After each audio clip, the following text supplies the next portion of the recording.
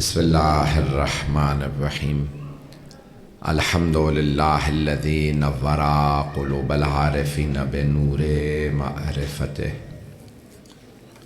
واثبت فؤاد انبیائہ و اولیائہ بقصص الانبیاء والمرسلین وأكمل إيمان المسلمين والمؤمنين بولاية علي أمير المؤمنين عليه السلام صلوات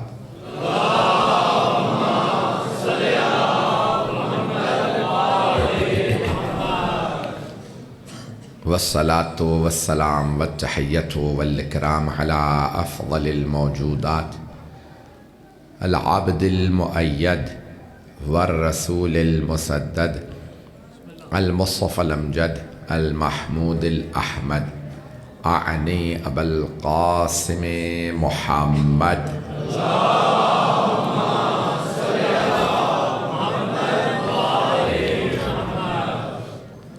وعلى روحه ونفسه وسهره ووسيه سيد الأتقياء والأصفياء مولا الموالي امام المتقين علي بن ابي طالب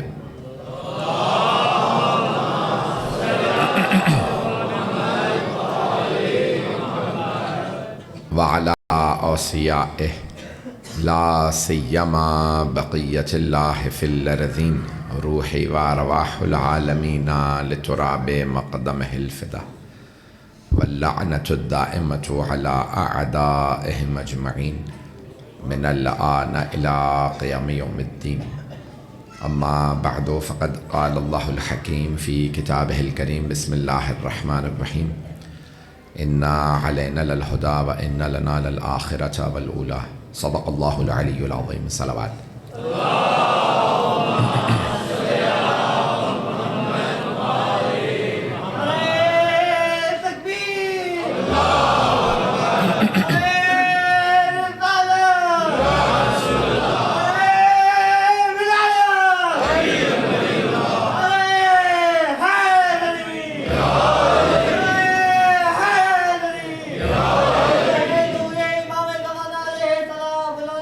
گرم کر یا ٹھنڈے کی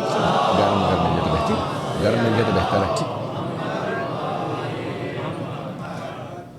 اذان گرامی، یہ 3 روزہ مجالس میری طرف سے رہیں گی. میں اس سال میں نے گزشتہ برس وعدہ کیا تھا. ایک عالم دین کا بنگلہ دیش میں انتقال ہو گیا تھا.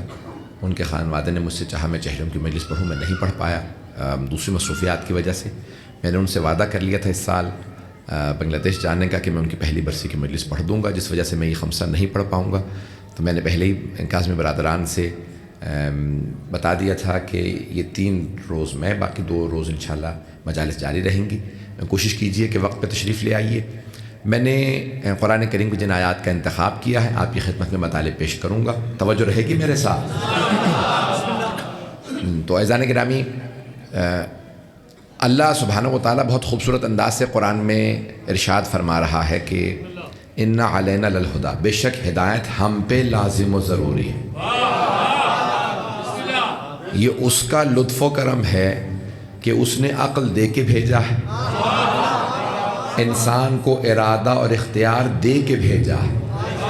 میں ساری علم کلام فلسفے کی بحثوں کو نچوڑ آپ کے سامنے سادہ بنا کے پیش کر رہا ہوں. توجہ کر لیجئے گا. اللہ نے عقل دے دی، راستہ دکھا دیا اور کہہ بھی دیا راستہ سیدھا ہے، صراط مستقیم ہے. انسان کو ٹیڑھے میڑھے راستے پہ ہدایت کی ضرورت ہوتی ہے. کچھ میرے بہت سے لوگ بھائی پہنچ رہے ہیں پاکستان کے سیاست کے تناظر میں، سن لیجئے گا. سیدھے راستے پہ ہدایت کی ضرورت نہیں ہوتی. کچھ لوگ پہنچ رہے ہیں. جب راستے میں گلیاں الگ الگ ہوں تو پوچھنا پڑتا ہے کہ مجھے یہاں سے مثال کے طور پہ اگلی مجلس کے لیے G8 جانا ہے تو راستہ بتائیے. تو کہیں گے باہر نکلیے گا، وہاں سے الٹے ہاتھ پہ مڑ جائیں پھر سیدھے. تو انسان ہدایت کی وہاں ضرورت ہوتی ہے جہاں موڑ ہو، جب راستہ ہی سیدھا ہو. اور اللہ نے سیدھا راستہ کیوں کہا؟ اللہ کہتا ہے ہمارا شیعہ عقیدہ یہ ہے، سب مسلمانوں کا نہیں، شیعہ عقیدہ یہ ہے آل محمد کے ماننے والوں کا کہ اللہ سبحانہ و تعالیٰ نے ہمیں اچھائی برائی میں تمیز دے کے بھیجا. شیعہ عقیدہ یہی ہے. اگر آپ کا نہیں ہے تو اگر شیعہ ہیں تو بنا لیجیے، اور اگر کسی اور مسلک کے ہیں تب بھی عقیدہ صحیح یہی ہے، عقل کے عین مطابق ہے. پیش کر دوں، انسان جب پیدا ہوتا ہے نا تو سچا پیدا ہوتا، انسان عادل پیدا ہوتا، صادق و امین پیدا ہوتا. میں تو کہہ گیا ہوں بھئی، آج بحثیں یہی ہو رہی ہیں نا پاکستان میں. صادق و امین ہونا چاہیے، سچا ہونا چاہیے، سابقہ چور چکار نہیں ہو. پتہ نہیں لوگ ہیں یا نہیں ہیں. توجہ فرما رہے ہیں؟ تو شریعت یہ کہتی ہے ہر انسان سچا پیدا ہوتا ہے، ہر انسان عادل پیدا ہوتا ہے، امین پیدا ہوتا ہے، کوئی چور نہیں پیدا ہوتا. یہ ماں باپ ہیں، معاشرہ ہے جو جھوٹا بنا دیتا ہے. جب آپ بچے کو پہلی مرتبہ جھوٹ بولنا سکھاتے ہیں نا، کہتے بیٹا جا کے بتا دو میں گھر پہ نہیں ہوں، تو بچہ باہر جا کے کہتا ہے ابو کہہ رہے ہیں وہ گھر پہ نہیں ہے. پتہ نہیں لوگ ہیں یا نہیں ہیں، کیونکہ بچہ جھوٹ بولنا نہیں جانتا، آپ سکھا رہے ہیں. ہر بچہ، ہر انسان سچا پیدا ہوتا ہے، امین پیدا ہوتا ہے. تھوڑی سی توجہ کر لیجیے گا. حبیب خدا فرماتے ہیں کل مولود یولد علی فطرت الاسلام. ہر پیدا ہونے والا بچہ فطرت اسلام پہ پیدا ہوتا. ہر پیدا ہونے والا بچہ. شیعہ سنی دونوں کتابوں میں حدیث موجود ہے، کل مولود یولد علی فطرت الاسلام. ہر پیدا ہونے والا بچہ فطرت اسلام پہ پیدا ہوتا ہے، یعنی توحید، عدل، نبوت، امامت، قیامت پہ. میں نے تو سارے عقائد بیان کر دیے. ہر بچہ فطرت اسلام پہ پیدا ہوتا ہے. وَأَبَوَانِ يُحَوِّدَانِهِ اور يُنَصِّرَانِهِ اور يُجَنِّسَانِهِ. یہ ماں باپ ہیں جو بچے کو کبھی یہودی بنا دیتے ہیں، کبھی نصرانی یعنی مسیحی عیسائی بنا دیتے، کرسچن بنا دیتے، کبھی مجوسی. بچہ مسلمان پیدا ہوتا ہے، فطرت اسلام پہ پیدا ہوتا ہے. اب پتہ چلا پالنے والی گود کا بڑا اثر ہوتا.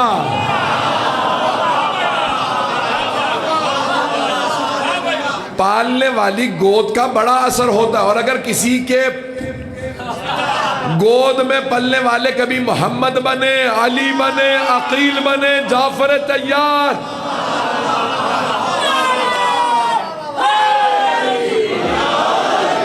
توجہ فرما رہے ہیں ذرا گرامی. یہ میں ساری فطرت پیش کر رہا ہوں آپ کے سامنے. تو اب ساتویں امام سے مطالب، میں جو مطالب ذہن میں لایا ہوں، تو اب اللہ کہہ رہا ہے ہم پہ ہدایت لازم ہے، ہم ہادی بھیجیں گے. بھئی ہم لوگ تو چن لیتے ہیں، ووٹ دے دیتے ہیں، سمجھتے ہیں صحیح ہوگا، بعد میں غلط نکل آتا. پاکستانی کے ساتھ تو کبھی ہوا ہی نہیں نا ہے، اس لیے آپ ہاں ہوئی کر ہی نہیں رہے. پاکستان میں تو ہر آدمی صحیح آتا رہا ہے. آپ کہیں گے اسلام آباد میں بیٹھ کے ایسی مجلس پڑھ رہے ہیں. عزیزان گرامی، ہم سمجھتے ہیں صحیح ہوگا، ووٹ دیتے ہیں، غلط نکلتا ہے.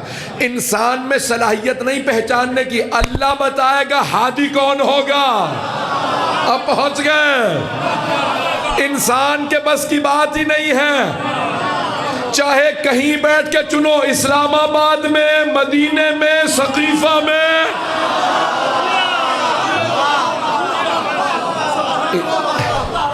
انسان میں صلاحیت نہیں ہے. چن لیتے ہیں، بعد میں پتہ چلتا ہے ارے ہم صحیح سمجھ رہے تھے، یہ تو ہم ہی جیسا نکلا. پتہ نہیں لوگ ہیں یا نہیں ہیں. کئی افراد انتخاب کے بعد دیکھتے ہیں ہم ہی جیسا ہے، اور کئی مرتبہ تو کہنا پڑتا ہے ہم سے بھی بدتر ہے. اللہ جانتا ہے اس کا حجت کسے ہونا چاہیے. اللہ کو پتا کسے نبی، کسے رسول، کسے امام ہونا چاہیے. بندوں کے بس کی بات نہیں ہے. توجہ. عزیزان گرامی، اللہ نے اِنَّ عَلَيْنَا لَلْهُدَى، قرآن کی آیت پڑھ رہا ہوں، ہم پہ اللہ کہہ رہا ہے اِنَّ عَلَيْنَا لَلْهُدَى، بے شک ہدایت ہم پہ لازم ہے. ہم ہدایت دیں گے، ہم ہادی بنائیں گے. تم جسے ہادی سمجھ کے پیچھے چلو گے اس پہ بھی شیطان آ جاتا ہوگا. میں نے کچھ نہیں کہا، یہ تو ہمیں بعد میں پتہ چلے گا. پتہ نہیں لوگ ہیں یا نہیں ہیں. اور اگر کوئی خود ہی کہہ رہا ہو میں تم میں سے بہتر نہیں ہوں، مجھ پہ کئی مرتبہ شیطان آ جاتا. اگر صراط مستقیم سے ہٹوں تو واپس لے آنا. میں نے تو نام بھی نہیں لیا، پھر بھی پریشان ہو گئے. الیکشن اتنا ذہن پہ طاری نہ کریں. اللہ مسبب الاسباب ہے، ہدایت وہی دیتا ہے۔ بہت سے لوگ نا امید ہو جاتے ہیں، حالات اچھے نہیں، کوئی مستقبل نہیں، اللہ سبحانہ و تعالیٰ برے حالات میں کبھی علی بھیجتا ہے، کبھی حسن بھیجتا ہے، کبھی حسین۔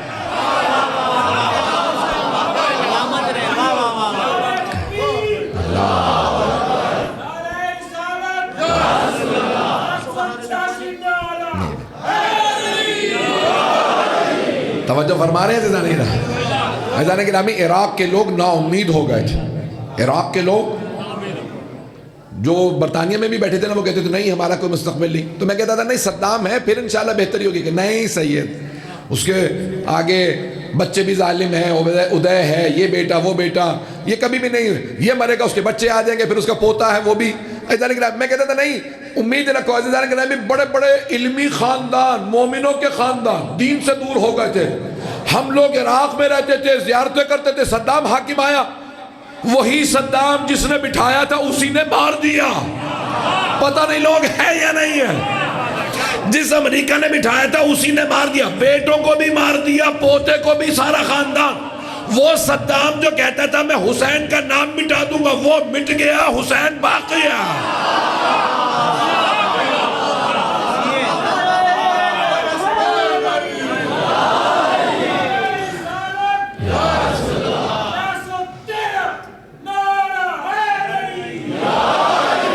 توجہ فرما رہے ہیں عزیزان گرامی؟ میں اپنی مجلس پڑھ رہا ہوں، میں آپ لوگوں کی سوچ کا ذمہ دار نہیں ہوں۔ میرے تمام برادران سلامت رہیں جو یہاں پہ محبت سے سن رہے ہیں، دیکھ رہے ہیں، تو اللہ فرماتا ہے ہدایت ہم پہ لازم ہے۔ تو عزیزان گرامی، یہ کاظمی برادران نے مجلس رکھی ہے، میرا ننہال بھی کاظمی ہے، تو میں جو جملے پیش کروں گا ذرا سن لیجئے گا۔ امام کی 7ویں امام کی ولادت ہے ابوا کے مقام پہ، مدینے کے پاس ایک بستی ہے ابوا، الف بے واو الف حمزہ، ابوا۔ توجہ ہے؟ مدینے سے باہر ایک گاؤں ہے۔ سب سے پہلے وہ ایک بنجر زمین تھی جہاں جناب خاتون نے جنت نے فرمایا یا ابا الحسن، میں اپنے کفن کا کپڑا خود اگانا چاہتے ہیں۔ پتہ نہیں لوگ ہے یا نہیں ہے، یہ کپاس سے بناتے نا، پرانا دھاگا بناتے، دھاگے سے پھر کپڑا بنتا تھا، کہا میرے آپ لے جائیے۔ وہ پوری بستی مولا امیر نے، کیونکہ اپنی چیزوں پہ قبضہ ہو گیا تھا۔ سنیں گے میرا مضمون؟ یہ ساری تاریخ بیان کروں؟ کچھ لوگ پہنچ گئے، اپنے باغات پہ قبضہ ہو گیا، اب پہنچ گئے۔ جب قبضہ ہو گیا، میں نے تو نام بھی نہیں لیا، آپ تو اتنے پریشانی میں سن رہے ہیں، میں تو بہت بے باک آدمی ہوں۔ عزیزان گرامی، اپنی باغات پہ زمین، صرف باغ فدق پہ نہیں، بہت سے لوگوں کے ذہن میں صرف باغ فدق ہے۔ باغ فدق جناب سیدہ کا تھا، مولا امیر کے سارے باغات پہ بھی قبضہ ہو گیا۔ یہ لوگ نہیں پڑھتے، نہیں بتایا جاتا، مولا امیر کے بھی ساری زمینوں پہ باغات پہ قبضہ ہو گیا۔ تو ابوا کے مقام پہ ایک بستی تھی، مولا امیر نے دوبارہ نئے سرے سے زمین لی،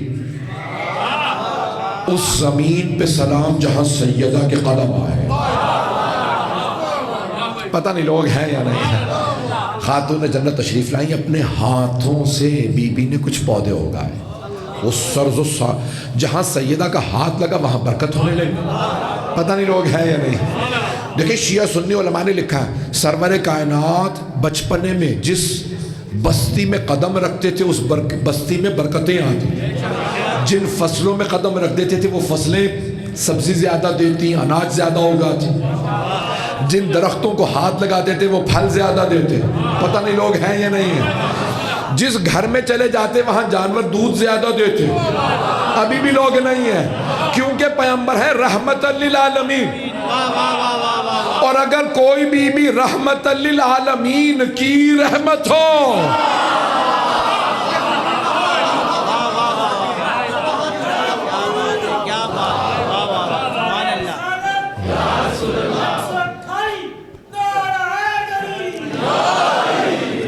یہ کوئی یہاں کے حلقے انہیں کامیابی مل جائے گی، جس محبت سے یہ نعرے لے لگا رہے ہیں نا یہ، تو عزیزان گرامی میں اندازہ نہیں ہوتا 113 128 چلیں بہرحال سن لیجیے گا عزیزان گرامی۔ اب تو اب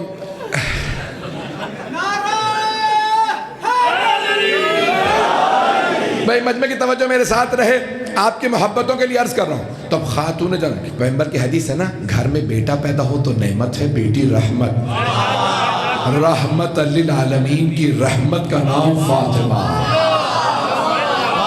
میرے بھائی پہنچ رہے ہیں میری آپ کی محبتوں کے لیے. خاتون جنت تشریف لائیں اور مولا امیر جناب محمد صلی اللہ علیہ وسلم ساتھ ہوتے تھے اور کچھ خادم بھی ساتھ آتے تھے. چند کے نام بتا دو. بیویوں میں حضرت فضا آتی تھے، مردوں میں سلمان فارسی. تب وہاں پہ بی بی نے جو ہے وہ ایک فضل، جیسے بھی آپ کے پاس کہتے ہیں اب جو بھی، تو وہاں پہ پمبا فارسی میں کہتے ہیں، اس سے بی بی نے خود دھاگا بنایا، اپنا کفن بنا. کہا اتنا میں نے کپڑا تیار کر دیا ہے کہ میرے بیٹوں کے بھی کفن تیار ہے، میرا کوئی بیٹا بے کفن نہ رہا ہے. میں مسائب پہ نہیں آیا لیکن کیا کروں، یہ جملہ بڑا سخت تھا. تو بی بی نے عزیزان گرامی اس زمین کو، اس گاؤں، اس بستی کو آل محمد بہت محبت کی نگاہ سے دیکھتے تھے. وہاں آتے جاتے رہے، کیوں؟ ہماری دادی یہاں آئے. اب میری باتیں پہنچ رہی ہیں عزیزان گرامی. شاہ صاحب وہاں پہ جناب امام حسن حسین کو زمین سے بڑی محبت تھی. صادق آل محمد علیہ السلام وہاں پہ بعض اوقات جا کے رک جاتے. حضرت حمیدہ خاتون جو آپ کی زوجہ تھی، 7ویں امام کی وہیں ولادت ہوئی. وہ پوری زمین، پورے بستی کو آباد کیا اہل بیت میں. پتہ نہیں لوگ ہیں یا نہیں. عزیزان ایک جملہ کہہ کے آگے بڑھ جاؤں. آل محمد کے جناب سیدہ کے ہاتھ کی روٹی جو صحابی کھا لے وہ منا اہل البیت بن جائے. میں جملہ کہہ گیا ہوں بھئی. دیکھیں صحابہ بہت سے ہیں، صرف جناب سلمان فارسی کے لیے کیوں پیغمبر نے فرمایا سلمانو منا اہل البیت؟ کیونکہ جناب سلمان دروازے پہ کھڑے رہتے تھے، چکی چلنے کی آواز دیتے، اے بنت رسالت اگر آپ اجازت دیں کچھ دیر میں چکی چلا دوں. بی بی فرماتی سلمان میں باورچی خانے میں جا رہی ہوں، دروازہ کھولوں گی جب اشارہ کروں آ جائیے گا. چکی صحن میں رکھی ہے. 300 برس سے زیادہ سن تھا حضرت سلمان فارسی کا، 300 برس سے زیادہ. جناب خاتون جنت ان سے بھی پردہ کرتی تھی. سلمان جب میں آواز دوں آ جائیے گا. جناب سلمان آتے، چکی چلاتی. بی بی جتنے گندم کے دانے تھے، گیہوں کے، میں نے سب پیس دیے، آٹا تیار ہے، میں جا رہا ہوں. بی بی نے کہا سلمان اب جب آٹا پیس ہی دیا تو مت جانا، میں ابھی ابو الحسن کے لیے، حسن و حسین کے لیے روٹی بنانے والی ہوں، کھا کے جائیے گا. جو سیدہ کے ہاتھ کی روٹی کھائے وہ منا اہل البیت. صحابہ میں آخری درجہ سلمان فارسی. کبھی سوچا کیسے یہ رتبہ ملا؟ پتہ نہیں لوگ ہیں یا نہیں ہیں. جناب سلمان فارسی نے صرف ہاتھ کی روٹی کھائی تھی، جناب فضا گھر میں رہے ہیں. پتہ نہیں لوگ ہیں یا نہیں ہیں. تو عزیزان گرامی اب یہ آل محمد کی زمین ہے. اب یہ پوری کی پوری بستی تھی. ابھی بھی جائیں گے. دشمنوں نے آل محمد کے آثار مٹانے چاہے، مٹ گئے.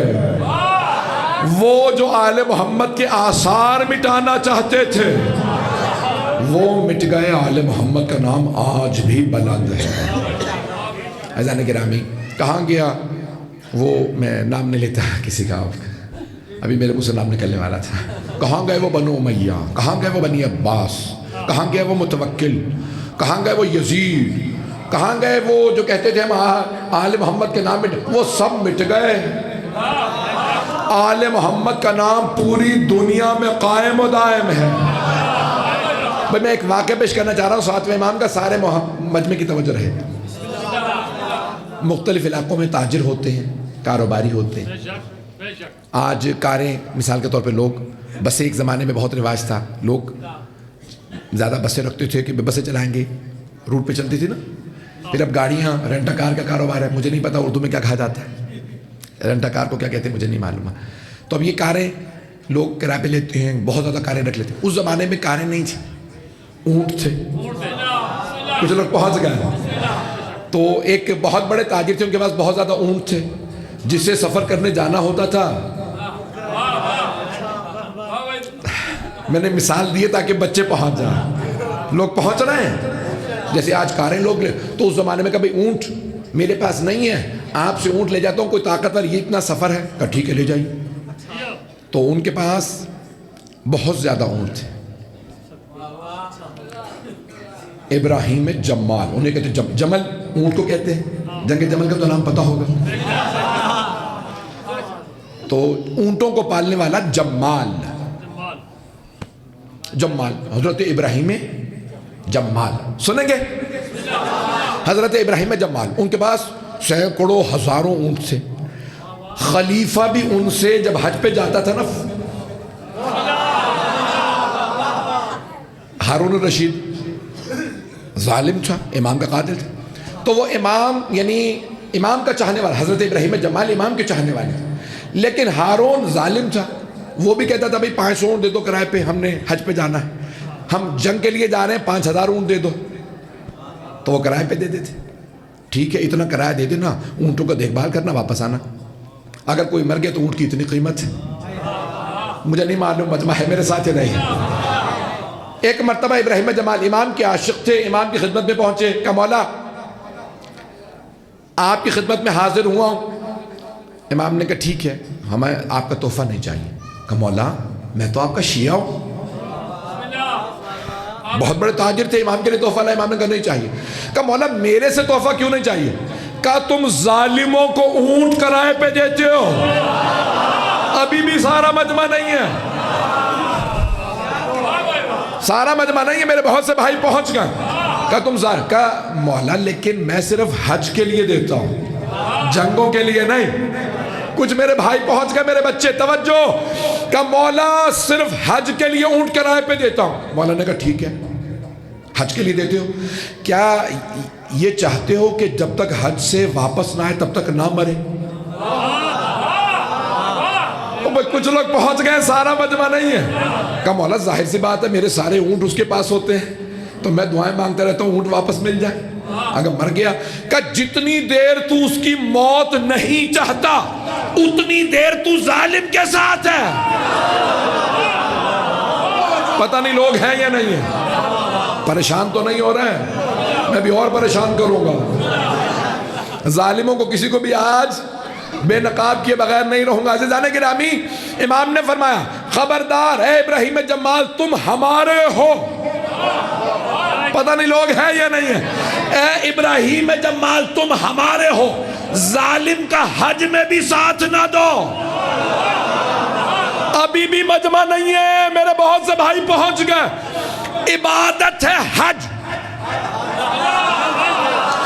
اب پتہ چلا چاہے نماز ہو چاہے حج ہو ظالم کے ساتھ نہیں ہوتے۔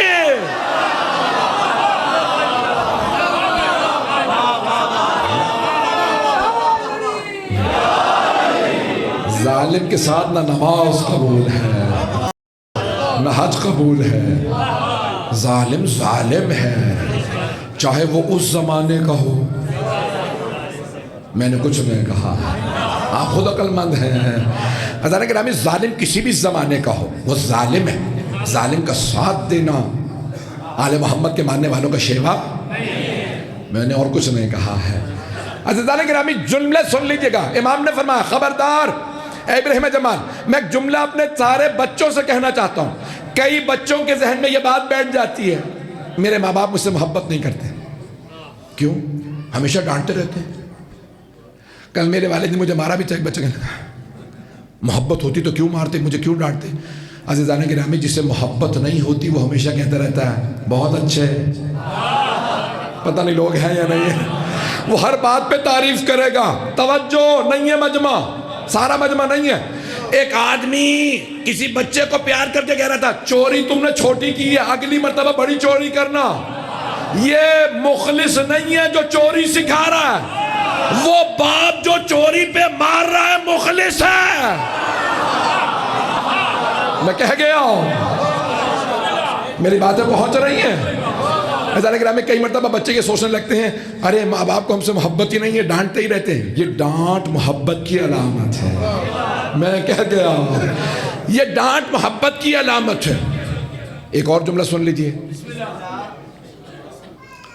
اگر کوئی باپ بچے کو ڈانٹ رہا ہے تو بچہ باہر محبت تلاش کرنے لگتا ہے، تو اس نے دیکھا بھی ایک آدمی آوارہ سا ہے لیکن بہت محبت سے پیش آتا ہے، پتہ نہیں لوگ ہیں یا نہیں. تو وہ کہتا بھئی تم میرے ہی بیٹے ہو. تو اس کو چلو سوتیلا صحیح، باپ اچھا، پتہ نہیں لوگ ہیں یا نہیں. بچوں کے لیے مثال پیش کر رہا ہوں. میں کہاں لے کے جاؤں گا؟ جب نتیجہ دوں گا تو آپ پہنچیں گے. میرے بہت سے بھائی پہنچ رہے ہیں. تو وہ بچہ اس آوارہ کے ساتھ اٹھنے بیٹھنے لگا. ارے یہ بزرگ ہے، میرے باپ سے تو بہتر ہے، بار بار پیار کرتا ہے، چوری بھی کر کے آؤں تو اس نے آج تک نہیں مارا. پتہ نہیں لوگ ہیں یا نہیں ہیں. تو اس نے کرتے کرتے بچے کو چوری نہیں ڈکیت بنا دیا، یہاں تک کہ دہشت گرد بنا دیا. اگر اسلام میں دہشت گرد نظر آئے سمجھ لیں کوئی سوتیلا باپ گزرا ہے. پہنچ گئے، پہنچ گئے.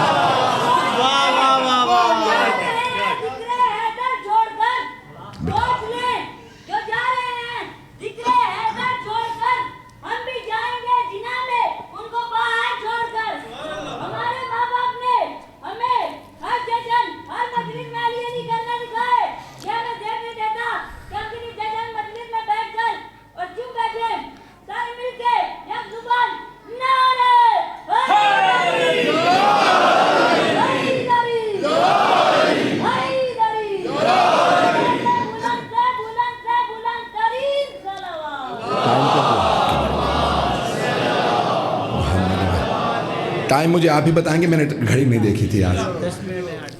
عزیزان گرامی چلتے رہیں گے نا میرے ساتھ. اگر کبھی کوئی بہت زیادہ تعریفیں کر کے آگے بڑھا رہا ہو نا، ایک آج تو روپیہ چرا کے لائے تھے 100 لانا، پتہ نہیں لوگ ہیں یا نہیں ہیں. عزیزان گرامی برائی کو رائج کر دیا. پورے معاشرے کے اندر سرور کائنات نے برائی کو روکا تھا. اگر آج کوئی مسلمان حکمران ہی رائج کر رہا ہو، اس کا مطلب ہے وہ پیغمبر سے دور ہے. جملے کو سنیے. 7ویں امام کے پاس حضرت ابراہیم جمال آئے. ابراہیم جمال وزیر تھے، بہت عہدیدار، رئیس تھے، نواب آپ کی زبان میں کہیں. رہتے بغداد میں تھے، پیسے والے آدمی تھے. تو ایک رات ہوئی، گھر پہ کام کے لیے آدمی گیا، نام تھا علی ابن یقطین. ابراہیم جمال گئے وزیر کے گھر، جو ہارون کے وزیر تھے، علی ابن یقطین. وزیر سمجھتے ہیں خلیفہ کے بعد سب سے بڑا عہدے والا. آج جیسے آپ کہتے ہیں وزیر اعظم، میں پاکستان کے وزیر اعظم پہ نہیں پڑھ رہا ہوں. تو وزیر علی ابن شیعہ تھے وہ بھی. اور امام نے خود کہا کہ میں علی ابن یقطین کو ہاتھ پکڑ کے جنت میں لے کے جاؤں گا.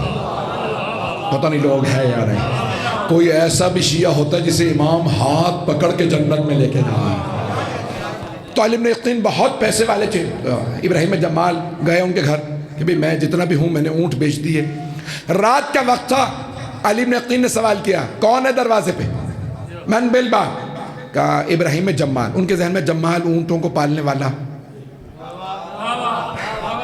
اب اونٹوں کی دیکھ بھال کرتا ہے تو میلے کپڑے ہوں گے، کپڑوں پہ گوبر لگا ہوگا کیا. اب کوئی ضروری کام تو نہیں ہے. اب ان کی جرت نہیں، ان کا یہ وزیر ہے کہ نہیں ضروری کام تو نہیں ہے. میں امام ہفتم کا، امام موسیٰ کاظم کا ماننے والا تھا، بس ملنے آیا تھا. کہ اگر ضروری کام نہیں تو صبح میں آ جائے. توجہ، علی ابن یقطین نے منع نہیں کیا کہ صبح میں آ جائے. صرف یہ سوچا کہ یہ اب میلے کپڑوں میں رات میں ملے گا، کہ صبح میں آ جائے. کہا ٹھیک ہے میں صبح میں آ جاؤں گا. دوبارہ نہیں گئے. کبھی یہ وزیر ہے پیسے والا، میں اونٹ چراتا ہوں. رات میں منع کیا تھا، وہ دن میں نہیں گئے. اتنے میں علی ابن یقطین چلے گئے کچھ عرصے کے لیے حج پہ. وہاں سے گئے مدینے، مکے سے مدینے گئے، بغداد سے گئے تھے، امام کی خدمت میں پہنچے. جیسے ہی امام کے گھر پہنچے دروازے پہ دستک دی. خادم دروازے پہ آئے. کہا امام کی خدمت میں عرض کرو بغداد سے علی ابن یقطین آیا. پتہ نہیں لوگ ہیں یا نہیں، سنیں گے. خادم نے کہا مولا ایک آدمی علی ابن یقطین. ہمارا شیعہ عقیدہ یہ ہے دروازے پہ آنے کی امام کو ضرورت نہیں. امام پہلے سے جانتے ہیں دروازے پہ کون ہے. پتہ نہیں لوگ ہیں یا نہیں ہیں. ہمارے امام سب جانتے ہیں. امام نے کہا جانتا ہوں. ان سے کہو انتظار کریں. خادم آیا. کہا مولا فرما رہے ہیں آپ انتظار کیجئے. کہا بتایا ہے بغداد والا علی ابن یقطین. کہا میں نے بتا دیا بغداد. کہا دوبارہ بتا دو. کہ مولا وہ کہہ رہا ہے میں بغداد والا. ابھی امام نے کہا بتانے کی ضرورت نہیں، مجھے معلوم ہے. اسے کہو امام کو پتہ ہے انتظار کرو. توجہ سارے مجمع کی توجہ. ایک مرتبہ امام نے کہا انتظار کرو. گھر چلے گئے. پھر شام کو واپس آئے. کہا امام سے کہو علی ابن یقطین بغداد سے آیا ہے. کہا امام نے کہا مجھے معلوم ہے آپ گھر واپس چلے جائیے پھر ملوں گا. وہ عاشق تھے علی ابن یقطین امام کے عاشق تھے. ایک مرتبہ آنسو بہنے لگے. کہا نہیں گھر نہیں جاؤں گا, مجھے لگتا ہے میرے امام ناراض ہو گئے, میں امام کو ناراض نہیں کر سکتا. کہا امام سے کہو اگر میں نے غلطی کی مجھے معاف کر دیں. کیا بات ہے؟ کہا امام کہتے ابھی میرے پاس وقت نہیں ہے. سمجھ گئے, یقین ہو گیا امام ناراض ہے. جیسے امام گھر سے نکلے نا جنت البقیع جانے کے لیے دادی کی قبر پہ, علی ابن یقطین دوڑتے ہوئے آئے. کہا مولا آپ کو سلام. امام نے کہا وعلیکم السلام. کہا میں پہلے زیارت کر لوں. زیارت کی, واپس آنے لگے. کہا مولا مجھے بتائیں تو صحیح میرا قصور کیا ہے؟ میں آتا تھا آپ اپنے ہاتھ سے مجھے کھانا کھلاتے تھے, مجھے اپنے گھر میں بٹھاتے تھے. مولا میں نے کیا کیا؟ کہا میرا ایک شیعہ تیرے دروازے پہ کھڑا رہا, تو نے اس کا دل توڑ دیا ہے, وہ بہت غریب ہے, پہلے اسے راضی کر. کہا مولا وہ بغداد میں ہے, میں مدینے میں, مولا میں مر جاؤں گا, میں آپ کی ناراضگی برداشت نہیں کر سکتا. مولا نے کہا شام کو عشاء کے بعد جنت البقیع جانا, ایک اونٹ انتظار میں ہوگا. کہا مولا 2 ہفتے لیتا ہے اونٹ؟ مولا نے کہا 1 لحظے میں پہنچ جائے گا میرا اونٹ. پتہ نہیں لوگ ہیں یا نہیں ہیں. میرے بہت سے بھائی, میرے بزرگ, میرے بچے پہنچ گئے. امام نے کہا میرا اونٹ 1 لحظے میں پہنچائے گا. علی ابن یقطین جنت البقیع کے سامنے گئے, اونٹ موجود تھا, سوار ہوئے. جیسے ہی اونٹ کو دوڑایا دیکھا سامنے بغداد ہے.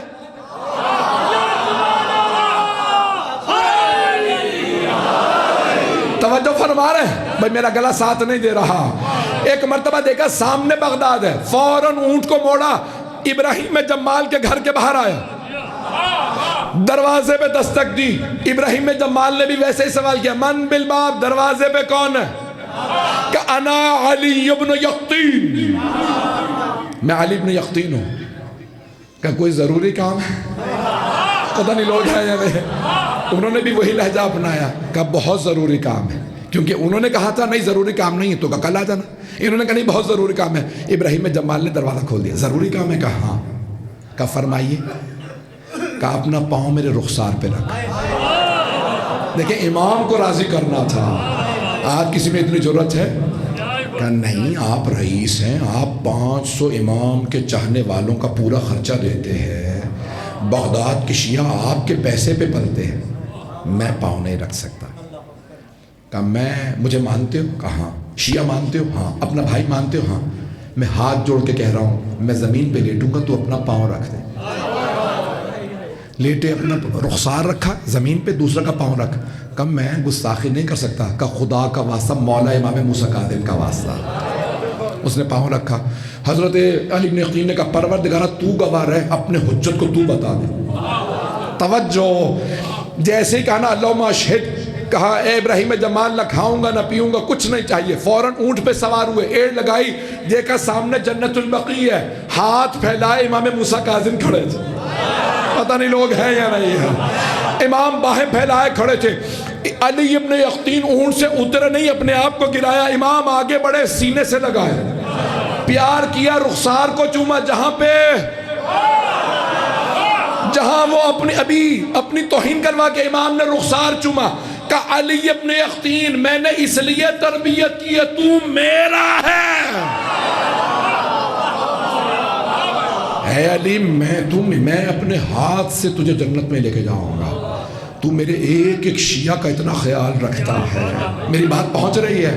ہم ایسے نہیں ہیں, لیکن عزیزان گرامی امام اس شیعہ کا ہاتھ پکڑ کے جنت میں لے کے جائیں گے جو اتنا شیعوں کا خیال کرے. امام یہ نہیں کہ صرف میرا خیال کرو. یہ اور حکمران ہوں گے جو کہیں گے میں, اور انہیں جتنی مرضی گاڑیاں دے دو, بنگلے دے دو, پیٹ نہیں بھرتا, قبر ہی ان کا پیٹ بھرے گی. میں نے تو کسی کا نام بھی نہیں لیا, آپ پریشان ہو گئے. میں الیکشنوں کی بات نہیں کر رہا. عزیزان گرامی آج کا حکمران ایسا نہیں, اس زمانے کے بھی ایسے ہی تھے.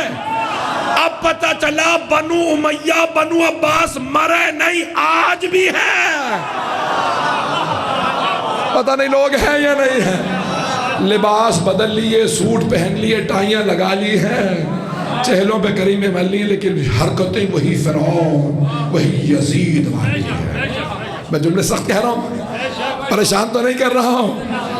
عزیزان گرامی، اس زمانے کا فرعون شکل سے پکڑا جاتا تھا، یزید کی شکل سے پتہ چل جاتا تھا. پتہ نہیں لوگ ہیں یا نہیں. آج حکمران ایسے نہیں ہیں، شکلوں سے نہیں پتہ چلتا، کردار وہی ہے. جملے بار بار وہی کہتے ہیں، ہم تمہاری تقدیر بدل دیں گے.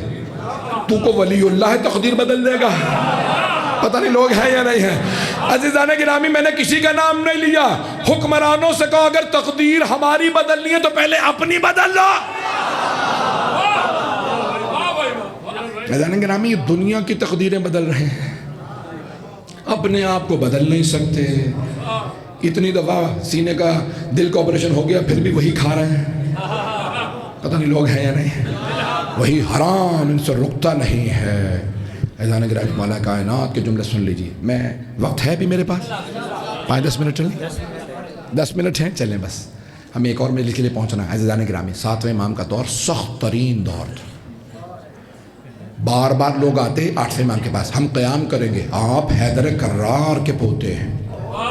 توجہ، میرے بہت سے بھائی میرے بزرگ پہنچ گئے. آپ حیدر کرار کے بیٹے ہیں. اے امام رضا. امام کا قد بڑا تھا، بازو سینہ. کہا آپ اعلان کریں. مولا نے کہا کہ یہ جو اس وقت حکومتیں سادات کی دشمن ہیں، ابھی کربلا کا غم تازہ ہے، ہمیں شہادت سے عار نہیں ہے، لیکن یہ تم سب کو مار دے گا. میرے بابا کا حکم ہے کہ ابھی جنگ نہ کرنا. اگر امام موسیٰ کاظم علیہ السلام کہہ دیتے تو ان کا کوئی بیٹا رکتا نہیں، چاہے مارے جاتے، شہید ہو جاتے. میں سب جملے پیش کر رہا ہوں، غور کر لیجئے گا. آج کی باتیں سخت ضروری تھی. پاکستان کے بدلتے حالات، عجیب و غریب حالات، جہاں جا رہا ہوں لوگوں کے حالات خراب ہیں. عزیزان گرامی، سرور کائنات نے کہا تھا اگر عوام کے حالات خراب ہوں تو ہاتھ حکمران کا کاٹنا. میری باتیں پہنچ رہی ہیں؟ حکمران کا ہاتھ کاٹنا. ایک جملہ سن لیجیے. ہارون رشید 7ویں امام سے کہنے لگا، فرزند رسول آپ بتائیے فدق کی حدود کیا ہے؟ کتنے میٹر گز اس زمانے میں نہیں تھے، اس نے اپنے بتائیے کتنے مثال کے طور پہ ایکڑ میں ہے. اپنے بتا دیجئے، میں آپ کو باغ فتق واپس کر دوں. بغداد میں اس نے کہا امام سے. میری آواز آ رہی؟ میری آواز تنگ تو نہیں کر رہی؟ میرے بھائی میرے بچے میرے جملوں کو غور سے سنیں گے؟ غور سے سنیے گا اس جملے کو. ہارون رشید 7ویں امام سے کہنے لگا، فرزند رسول فدق کی حدود بتا دیں. اتنی مرتبہ واپس کیا، اتنی مرتبہ چھینا، میں ایک ہی معاملہ تمام کر دیتا ہوں. مجھے بتائیے حدود کیا ہے، میں واپس کر دوں گا. امام نے کہا تو کبھی واپس نہیں کرے گا. لوگ نہیں ہیں اس وقت. امام نے فرمایا تو کبھی واپس نہیں کرے گا. کہا میں خود کہہ رہا ہوں اپنے دربار میں، اپنے تخت پہ بیٹھ کے، اپنے مجمع میں میں واپس کر دوں گا، تو آپ کیوں نہیں مانتے؟ امام نے کہا کیونکہ میں تجھے جانتا ہوں. پہنچ رہے ہیں. میں تجھے جانتا ہوں. حکمرانوں کے الفاظ سے دھوکے نہ کھائیے گا، اب کی دفعہ سب صحیح ہو جائے گا. میں جو کہہ رہا ہوں فرزند رسول، میں آپ کو باغ فتق واپس کر دوں گا. آپ حدود بتا دیں، یہاں سے لے کے وہاں تک، یہاں سے وہاں، جو بھی آپ کہیں گے سارا باغ فتق آپ کا. امام نے کہا تو کبھی میں مجمع میں کہہ رہا ہوں کیوں نہیں بتاتے؟ امام نے کہا پھر سن، فتق کی حدود ایک طرف ایران، دوسری طرف بحر الکاہل سمندر، تیسری طرف آذربائیجان، چوتھی طرف افریقہ. ہارون رشید کا منہ اتر گیا. کہا فلا یبقى لنا شیء، پھر ہمارے لیے کچھ نہیں بچتا. یہ جو پوری اسلامی سلطنت کی حدودیں آپ نے گنوا دی. امام نے، میں اپنے انداز سے پیش کر رہا ہوں، الفدق هو العالم والعالم هو الفدق. فدق کائنات ہے اور ساری کائنات ہماری فاطمہ، ہماری دادی فاطمہ کی ہے. یہ ساری کائنات میری دادی کی ہے. جو کچھ ہماری دادی کا ہے وہ سب ہمارا. اب بات واضح ہوئے. امام نے کہا یہ سب ہمارا ہے، تیرا کچھ بھی نہیں ہے. اب اب سمجھ آ رہی ہے عزیزان کرام؟ کبھی ایک کسی کو زمین کا ٹکڑا بھی دے دینا، وہ کہے گا مجھے اس ٹکڑے کو بڑھانا ہے، اور اس خاطر وہ کہے گا میں جتنے بھی مد مقابل آئیں گے انہیں زندانوں میں ڈالوں گا، میں سب کچھ چھین لوں گا، فیکٹریاں چھین لوں گا، زمینیں چھین لوں گا، باغات چھین لوں گا، کوئی بھی باغ ہو میں چھین لوں گا۔ پتہ نہیں لوگ ہیں یا نہیں ہیں، میں ان میں بہت سے جملے کہہ گیا۔ امام نے بڑا سخت دور دیکھا، کسی امام کا زندان اتنا طویل نہیں، بڑے بڑے انبیاء زندانوں میں رہے ہیں۔ حضرت ابراہیم علیہ السلام نمرود کے زندان میں رہے، حضرت موسیٰ علیہ السلام فرعون کے زندان میں رہے، حضرت یوسف علیہ السلام، بڑے انبیاء، حضرت زکریا، ایک طویل فہرست ہے۔ لیکن کہتے ہیں کسی بھی امام کا زندان اتنا دردناک نہیں ہے کہ 12ویں امام کہتے ہیں میرا سلام میرے اس دادا پہ فی قعر السجون، جن کو زندانوں کی تاریکیوں میں شکنجہ کیا ہے۔ میں سے پہلے کے 7ویں امام کے سارے مصائب پڑھوں، ایک روایت مجھ سے سن لیجیے، مصائب سے پہلے بس ایک روایت، مجھے وقت دکھاتے رہے، 10-15 منٹ کی زحمت دوں گا۔ آج روز شہادت تھا، آپ نے دیکھا بغداد میں لاکھوں کا مجمع، شدید سردی، غربت، اس وقت عراق کے بڑے حالات خراب ہیں، اس کے باوجود لاکھوں لوگ، پورے بغداد پہ ہلنے کی جگہ نہیں تھی، ہر آدمی کہہ رہا جہاں لاشا پڑا رہا، غریب امام کا تابوت رکھا رہا دھوپ میں، ہم زیارت کے لیے آئے ہیں۔ ہاتھ جوڑ کے ذرا، بار بار طبیعت بار بار مصائب پہ جا رہی ہے، لیکن مصائب سے پہلے بس ایک روایت پڑھنا چاہ رہا ہوں۔ میری طبیعت پتہ نہیں اس وقت کیا حالت ہے، ذہنی کیفیت بدل گئی ہے، میرا آپ سے وعدہ ہر آنکھ میں آنسو ہوگا۔ سنیں گے آج روز شہادت،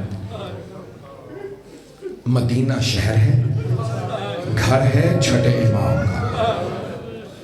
تو امام کے ننیحال سے حضرت ام فروہ امام کی والدہ ہے، چھٹے امام کی حضرت ام فروہ رضی اللہ عنہ سلام علیہ، بی بی کہتے ہیں، بی بی کی کوئی بہن کا بیٹا یا بھائی کا بیٹا آیا امام سے ملنے، چھٹے امام سے آ کے ملا، کہا مولا کیا حالت بنا رکھی ہے، اتنے آنسو بہ رہے ہیں، اتنا گریا، مولا آپ کا چہرہ بہت غمگین ہے۔ مولا نے ایک مرتبہ اپنے اس عزیز رشتہ دار کو دیکھا، کہا آپ کو نہیں معلوم روزے عاشور ہے؟ کہا مولا حکومت اعلان ہی نہیں کرتی، میں سفر میں تھا، تاریخ کب گزری یہ پچھلے 4 ہفتوں سے، دور سے آیا ہوں، کتنے ہفتوں سے۔ تو مولا کے آنسو بہنے لگے۔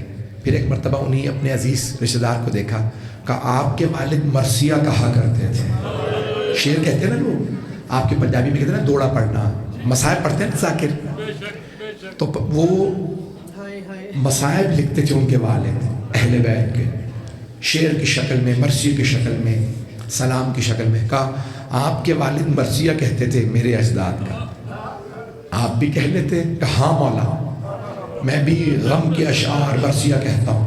امام نے کہا میرے دادا حسین کے لیے کچھ لکھا ہے؟ کہا ہاں مولا لکھا۔ امام نے کہا مجھے سناؤ، میں رونا چاہتا ہوں۔ جیسے پڑھنے لگا نا مولا نے کہا رک جاؤ ابھی۔ امام نے خادمہ کو آواز دی یہاں پردہ کھینچ دے۔ امام اپنے گھر میں تھے، مسجد نبوی میں نہیں، گھر میں تھے، گھر کا صحن بڑا تھا۔ امام نے خادمہ سے کہا یہاں پردہ کھینچ دے۔ جو مہمان آئے تھے وہ دیکھنے لگے۔ پھر ایک مرتبہ خادمہ سے کہا میری ماں سے کہو مجلس ہونے والی۔ حضرت ام فروہ، میری ماں حضرت ام فروہ سے کہو مجلس ہونے والی، میری والدہ سے کہو صحن میں آ جائے۔ اب امام زمین پہ تشریف فرما ہے، پردہ لگایا، کہا میری ماں، پھر آواز دی میری بیوی سے، میری بیٹیوں سے کہو میرے جد حسین کے مصائب ہونے والے ہیں۔ میں آپ کی زبان میں سادہ اور آسان کر کے پڑھ رہا ہوں. امام نے فرمایا مصائب ہونے والے سب بیویاں جمع ہو جائیں. سب بیویاں آ گئیں. امام جہاں تشریف فرماتے نا ساتھ ہی پردے کے امام کی والدہ بیٹھی تھی. آپ جانتے نا ماں کو بیٹے سے بڑی محبت ہوتی ہے, اور اگر بیٹا امام ہو محبت بڑھ جاتی ہے, اور اگر بیٹا حسین ہو, ماں فاطمہ ہو, ملک کا دامن پھیلائے, کربلا میں بیٹھی ہو. فیضان گرامی اب مدینہ تھا. چھٹے امام نے کہا کہ میری والدہ آ گئی. ہاں امام جانتے تھے پردے کے پیچھے میری والدہ, میری زوجہ, میری بیٹیاں, میری بہنیں سب بیٹھی ہیں. اب امام نے اشارہ کیا, مصائب شروع کر دیں. پڑھنے والا امام کی والدہ کے خاندان سے تھا. وہ جانتا تھا خالہ یہ پھپھی تھی کہ حضرت ام فرما وہ موجود ہے. میں دیکھ رہا ہوں بہت سی آنکھوں میں آنسو, میں نے بھی مصائب شروع نہیں کیا. ایک مرتبہ اس نے مصائب پڑھنا شروع کیے اور کہا حسین میدان کربلا میں فرات کے کنارے تھے پھر بھی پیاسے تھے. مصائب پڑھنا شروع کیے. امام تو گریہ کر ہی رہے تھے. راوی کہتا ہے کہ ایک مرتبہ اتنی بلند گریہ ہوا سارا مدینہ امام کے دروازے پہ جمع ہو گیا. لگتا ہے کوئی فوتگی ہو گئی ہے, گھر میں کسی کی وفات ہو گئی ہے, اتنی اونچی اونچی رو رہے ہیں. تو راوی کہتا ہے کہ جو ذاکر پڑھ رہا تھا نا امام کا کزن جو بھی تھا, خالہ کا بیٹا, اس نے پڑھتے پڑھتے امام کی والدہ کا نام لیا. اے ام فروا بی بی, اگر آپ زیادہ روئیں گی نا تو آپ کا بیٹا آپ کو گلے لگائے گا اور کہے گا اماں زیادہ نہ روئیں. آپ کا بیٹا آنسوؤں کو آپ کے صاف کر کے کہے گا اماں اور گریہ نہ کریں. اے ام فروا جب آپ کی پھپھیاں روتی تھی, آپ کے جد حسین کا قاتل شمر تازیانے مارتا تھا. روایت کے الفاظ ہیں گریہ بہت زیادہ بلند ہو گیا. جب زیادہ گریہ بلند ہو نا, کیونکہ مولا کی والدہ اور بہنوں کی اونچی آواز سے رونے کی آواز آ رہی تھی. سنیے گا, اگر دیکھ سکے تو دیکھیے گا. سارے مدینے والے دروازے پہ تھے. اچانک امام نے آواز دی الباب الباب, دروازہ بند کر دو, دروازہ بند کر. جیسی دروازہ بند کرنے کے لیے کہا نا, ایک آدمی نے پوچھا کیا بات ہے. کسی نے کہا مولا کا بیٹا بے ہوش ہو گیا. آپ نے سن لیا, میں نے پڑھ دیا, مولا کا بیٹا بے ہوش ہو گیا. کون سا بیٹا؟ آج کی مجلس ہے. ساتویں امام مصائب سن کے بے ہوش ہو جاتے تھے. میرے جد کا گلا کیسے کاٹا, شمر نے گھٹنا سینے پہ کیوں رکھا. اجرکم اللہ, اجرکم اللہ. میں اسی بلند آواز سے جو آپ گریہ کر رہے کرتے رہیے گا. اجرکم اللہ. ساتویں امام سے مصائب برداشت نہیں ہوتے تھے. بھئی میرا گلا بالکل بھی ساتھ نہیں دے رہا ہے. میں جو جملے پیش کروں گا 5 سے 7 منٹ میں تمام کر دوں گا. اب ایک مرتبہ امام کو بار بار ہارون کی سپاہی قیدی بنا کے لے جاتے مدینے سے. قیدی بنایا, پھر رہا کر دیا, پھر قیدی بنا کے لے گئے. آخری مرتبہ جب گرفتار کیا نا, اب ضرور سب میری طرف دیکھیے گا, امام موسیٰ کاظم علیہ السلام روضہ رسول کے ساتھ کھڑے نماز پڑھ رہے تھے. ہارون ملعون نے حکم دیا تھا کہ کسی بھی حالت میں ہو موسیٰ کاظم گلے میں توق اور ہاتھوں میں زنجیریں ڈال کے گھسیٹ لینا. اب انہوں نے ایک مرتبہ ایک سپاہی نے کہا یہ نماز پڑھ رہے ہیں, دوسرے نے کہا نہیں, خلیفہ نے حکم دیا تھا جس حالت میں ہو. امام نماز پڑھ رہے تھے, انہوں نے گلے میں, ٹانگوں میں, پاؤں میں, ہاتھوں میں زنجیریں ڈالی. ایک ملعون نے زنجیریں ڈالی, باقی سارے سپاہیوں نے کھینچنا شروع کیا. جب 7ویں امام کو گھسیٹنے لگے, امام نے پلٹ کے روضہ رسول کو دیکھا, کہا یا جدہ, یا رسول اللہ, نانا بتائیے کس جرم میں مجھے گرفتار کیا جا رہا. اجرکم اللہ, اجرکم اللہ. پھر گرفتار کیا. آپ جانتے ہیں اگر خدا نہ کرے کسی باپ پہ کوئی ہاتھ اٹھائے نا تو کہتے ہیں بیٹیوں سے کہو رخ پھیر لے. میں نے جملہ پڑھ دیا, آپ نے سن لیا. خدا کبھی بھی کسی باپ کو بیٹیوں کے سامنے, میدان کربلا میں ایک چھوٹی سی بی بی دیکھ رہی تھی, مقتل میں تیر چل رہے تھے, ایک باپ کا سینہ. اجرکم اللہ, اجرکم اللہ. پڑھو سارے مسائل. ابھی تو میں نے شروع کیا, میں تو پوری شہادت پڑھنا چاہ رہا تھا. عزیزان گرامی, ایک مرتبہ جب امام کو زنجیروں میں جانے لگے نا, تو آپ جانتے ہیں نا امام کا گھر مسجد کے ساتھ والا گھر تھا. مدینے میں شور اٹھنے لگا, موسیٰ کاظم گرفتار ہو گئے, ہارون الرشید کے سپاہیوں نے گرفتار کر لیا. کچھ بیٹیوں نے سنا, سب نے برقعے لیے, ہائے ہمارے بابا. روکے میرا بھائی, بس بھائی آخری جملے پیش کر رہا ہوں, 2 سے 4 منٹ کی زحمت. ساری بیٹیاں دیکھنے لگیں. آپ جانتے ہیں نا بیٹیوں کو باپ سے بڑی محبت ہوتی. امام موسیٰ کاظم علیہ السلام کے 18 بیٹے تھے, 19 بیٹیاں. ہر بیٹی تڑپتی. آپ جانتے ہیں ہر عید تہوار پہ بیٹیاں انتظار کرتی ہیں, بابا آئیں گے عیدی دیں گے. ہر عید کے آنے سے پہلے ساری بیٹیاں کہتی ہیں امام رضا سے, بھائی اے بھائی رضا, کیا بابا اس عید پہ آئیں گے؟ امام رضا رو کے فرماتے, نہیں میری بہنوں, بابا اس عید پہ بھی نہیں آئیں گے. بس بھئی آخری جملے سن لیجئے. 25 رجب ہے نا آج. گزشتہ رات ایک مرتبہ امام رضا علیہ السلام صحن میں رو رہے ہیں. جناب معصومہ قم نے آواز دی, میری بہنوں اٹھو, ہمارا بھائی رو رہا ہے. ساری صحن میں آئیں. بھیا کیا بات ہے, اتنی بلند آواز سے رو رہے ہیں؟ آپ کی ساری داڑھی گیلی ہو گئی ہے, تر ہو گئی. مولا اتنے آنسو ہے میرے بھائی, کیا بات ہے؟ کہ ہمارے بابا کو زہر دے دیا گیا. ہر باپ چاہتا ہے میرا آخری وقت جب میرا دم نکل رہا ہو تو میرا سر میرے بیٹے کے زانوں پہ ہو. ہر باپ کی آرزو ہوتی ہے. اگر دیکھ سکے تو میں تو دیکھے گا, ہر باپ کی آرزو ہوتی ہے. اور ہر باپ کو, ہر امام کو رسول خدا کو مولا علی کے پہلو میں, مولا نے زانوں پہ سر رکھا تھا نا. رسول خدا نے کہا تھا, یا علی جب تک خود اپنے ہاتھوں سے غسل و کفن نہ دے دفنا لینے جائیے گا نہیں. مولا علی نے کہا تھا, بیٹا حسن مجھے خود قبر میں اتاریے گا. مولا حسن نے کہا تھا, میرے بھائی حسین ہے, میرے بھائی عباس خود قبر میں اتاریے گا. ہر امام کے پاس بیٹا موجود تھا, بس 2 امام تڑپتے ہوئے گئے. ایک کربلا میں حسین خاک کربلا پہ تھے جب خنجر چل رہا تھا, اور دوسرے امام موسیٰ کاظم جب زہر دیا. امام نے مدینے کا رخ کیا, میرے بیٹے رضا الوداع, بہنوں کا خیال رکھنا. بس بھائی میں نے تمام کر دیا, اب مجھ سے پڑھا نہیں جا رہا. 4 مزدوروں کو پیسے دے کے جنازہ اٹھوایا گیا. 4 جس کے 18 جوان بیٹے ہوں, 4 مزدوروں کو پیسے دیے, اٹھاؤ یہ جنازہ اور جاؤ جا کے پلے بغداد پہ رکھ دو. ایک 5ویں مزدور کو پیسے دیے. خدا کی قسم سنت نبوی یہ ہے, جنازہ کسی کا بھی ہو پیچھے چلو. پیغمبر کہتے ہیں مومن نہ بھی ہو, کافر بھی ہو, جنازے کے پیچھے چلنا اس کی آخری رسوم ہے. اور اگر امام کا جنازہ ہو, معصوم امام کا جنازہ, ایک 5واں آدمی ایک مزدور, پیسے دیے, سامنے چلتا جا, نعرہ لگاتا جا. وہ نعرہ لگاتا تھا, ماتا امام الرفضہ, رافضیوں کا امام مر گیا.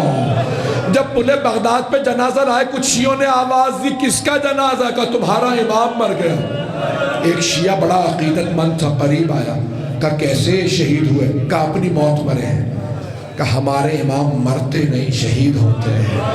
اگر دیکھ سکے تو دیکھیے گا, اس نے ایک مرتبہ تابوت کو کھولا, کہا مولا مجھے معاف کر دیں. کفن کھولا, کہا مولا ذرا اپنی آواز سے بتائیے آپ اپنی موت مرے ہیں یا مارے گئے؟ امام نے کہا قتلا قتلا. اس نے آواز دی, او شیعو ہمارے امام کو زہر دے دیا, مزدوروں سے جنازہ لے لو. ایک مرتبہ سب نے تابوت اٹھایا, سب کہنے لگے ہائے امام, ہائے امام. ایک مرتبہ تابوت اٹھا, ہاتھ جوڑ کے آخری جملے. جب تابوت اٹھایا سب رونے لگے, ہم سب گنہگار, قبر میں امام کو صرف امام اتار سکتے ہیں, جنازہ امام کا امام پڑھاتے ہیں. کون جنازہ پڑھائے, کون قبر میں اتارے؟ میری طرف دیکھیے گا آخری جملہ. سب پریشان کھڑے تھے, اتنے میں دیکھا مدینے کی جانب سے ایک جوان ننگے سر ننگے پاؤں گریبان چاک آ رہا ہے. وہ جوان آگے بڑھا, سارے مجمع نے راستہ دیا. اس جوان نے اپنے آپ کو تابوت پہ گرایا, پھر تابوت کھول کے سینے سے سینہ ملایا, اور رو کے کہا بابا میری بہنیں انتظار میں تھی، بابا یتیمی بڑی بری ہے۔ امام رضا نے بیان شروع کیا کہ سب پیچھے ہٹ جاؤ، میں خود اپنے بابا کو تابوت سے قبر مطہر میں اتاروں گا۔ بس میں آخری جملہ پڑھنا چاہتا ہوں، سنیں گے برداشت کر لیں گے۔ آخری جملے کی زحمت اب نہ مجھ سے پڑھا جا رہا ہے نہ آپ سے رویا، یہ مسلسل رونا جناب زینب کا کام ہے، یہ مسلسل رونا سید سجاد کا کام ہے۔ میں اور آپ زیادہ روتے ہیں، آنسو خشک ہو جاتے ہیں، کمر ٹوٹنے لگتی ہے، سینے میں درد ہوتا ہے، یہ مسلسل رونا۔ مولا رضا کہتے رہے ہائے میں یتیم ہو گیا۔ میں ہاتھ جوڑ کے کہوں گا اے امام رضا جب آپ یتیم ہوئے مولا کسی نے تازیانہ تو نہیں مارا؟ مولا کربلا میں ایک چھوٹی سی بی بی رو رو کے کہتی رہی او مسلمانوں ہم آل رسول ہیں۔ الا لعنت اللہ علی القوم الظالمین وسيعلم الذين ظلموا أي منقلب ينقلبون۔ بس بھئی باب الحوائج ہے آج ساتویں۔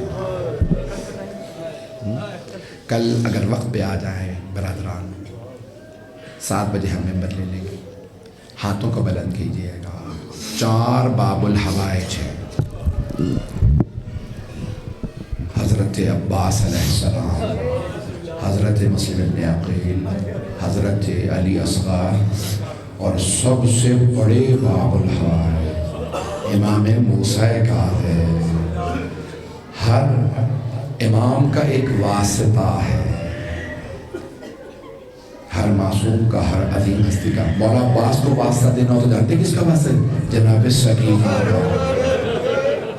بڑے بڑے علماء کہتے ہیں ہر امام کا ایک واسطہ ہے، جب وہی واسطہ دیں تو دعا قبول ہوتی۔ جناب عباس کو بے انتہا محبت تھی بھتیجی سے۔ مولا عباس کی بیٹی نہیں نہ تھی، بیٹے تھے، تو وہ جناب سکینہ کو کہتے تھے یہ میری ہی بیٹی ہے۔ اور آپ جانتے ہیں نا جب شام غریبہ میں بی بی کو تماچا لگا تھا تو بی بی نے فرات کا رخ کر کے کہا تھا چچا عباس۔ جانتے ہیں کیوں فرات کا رخ کیا تھا؟ کہ مولا عباس پانی لینے گئے تھے، جب شہادت ہو گئی تو مولا عباس نے کہا تھا بھیا میرا لاشا خیمے میں نہ لے جائے۔ مولا حسین نے پوچھا کیوں میرے بھائی؟ کہا مولا مجھے سکینہ سے شرم آئے گی، میں پانی کا وعدہ کر کے آیا تھا، مولا میری غیرت برداشت نہیں کرے گی، میرا لاشا خیمے میں نہ لے جائیے۔ تو مولا حسین جناب عباس کا علم واپس لے آئے۔ تو جناب سکینہ نے پوچھا بابا چچا کا علم آپ کیوں لائے ہیں، چچا خود کیوں نہیں آئے؟ تو مولا نے ڈھکے چھپے الفاظ میں شہادت کی خبر دی، بیٹی آپ کے چچا فرات کے کنارے سو گئے، میرے بھائی پہنچ گئے۔ جب بی بی کو تماچا لگا نا بی بی نے فوراً فرات کا رخ کیا، کہا چچا عباس اب تو واپس آ جا۔ پروردگارا تجھے واسطہ باب الحوائج کا کسی کی حاجت کو رد نہ فرما۔ اس وقت پاکستان میں حالات خراب ہے، فلسطین میں، شام میں، لبنان میں، غزہ، عراق میں، ایران میں، افغانستان میں، کشمیر میں حالات خراب ہے، ہندوستان میں مسلمانوں کے حالات خراب ہے، یمن میں، بحرین میں، نائجیریا، برما میں، افریقہ کے ممالک میں، سب پہ رحم فرما۔ پاکستان کے اندر بھی بالاچنار میں، گلگت بلتستان میں، KPK میں، پنجاب میں، مختلف جگہوں پہ پروردگارہ سب کی حفاظت فرما۔ پروردگارہ اس ملک کو ترقی عنایت فرما، ہمارے گناہوں کو نہ دے، تجھے محمد و آل محمد سے اپنی محبت کا واسطہ ہم پہ رحم فرما۔ پروردگارہ ہم سب کی عاقبت بخیر فرما۔ پروردگارہ جو ہاتھ بلند نے کسی کو رد نہ فرما۔ پروردگارہ کل 26 رجب ہے، ایک روایت کے مطابق حضرت ابو طالب کی وفات کا میں انشاءاللہ حضرت ابو طالب پہ پوری مجلس پیش کروں گا، اگر لوگ اس میں آئیں گے تو وقت پہ آ جائیں تاکہ میں انشاءاللہ زیادہ سے زیادہ مطالب پیش کر سکوں۔ پروردگارہ جنت البقیع اور جنت معلیٰ دوبارہ تعمیر ہوتا دیکھنا نصیب فرما۔ ہمارے مقامات مقدسہ کی حفاظت فرما۔ پروردگارہ ایک اور واسطہ دے دوں، بہت سے لوگوں نے کچھ مریضوں کے لیے کہا ہے، زوجہ ہیں سید ذوالقرنین صاحب کی اور سید ہادی عباس کی، اور بہت سے لوگوں نے مجھ سے کہا پروردگارا میں آپ سے ایک سوال کر لوں، آپ نے کبھی دیکھا کہ کسی بیمار کو بستر سے گرا دیا گیا؟ شام غریبہ میں ایک بیمار کا بستر لوٹ لیا گیا، پروردگارا اس بیمار کا واسطہ ان تمام مریضوں کو شفائے کاملہ عاجلہ عنایت، بے اولادوں کو اولاد عنایت فرما، اولاد والوں کی اولاد کو نیک و صالح بنا، پریشان حالوں کی پریشانیاں دور فرما، حج و زیارات کی تمنا رکھنے والوں کو حج و زیارات نصیب فرما۔ بھائی اپنی اپنی حاجات طلب کر لیجیے گا، ہاتھوں کو بلند کیجیے گا، خاص طور سے مظلوموں کے لیے دعا کیجیے گا، پروردگارہ جنگوں کا خاتمہ فرما، ظلم کا خاتمہ فرما، صاحب الزمان کے ظہور میں تعجیل فرما، پروردگارہ تجھے امام موسیٰ کاظم کے اس تابوت کے پل بغداد پہ رکھے رہنے کا واسطہ کسی کی دعا کو رد نہ فرما۔ اے باب الحوائج، میں ہاتھ جوڑ کے مولا آپ کی بارگاہ میں ذرا ایک مرتبہ آ کے دیکھیں، نہ جانے لوگ آپ سے کیا کیا امیدیں لے کے آئے ہیں۔ مولا آپ باب الحوائج ہیں، کوئی یہاں بغیر حاجت کے واپس نہ جائے۔ ربنا تقبل منا انك انت السميع العليم بحق محمد وآلہ الطیبین الطاہرین المعصومین۔ ماتم حسین۔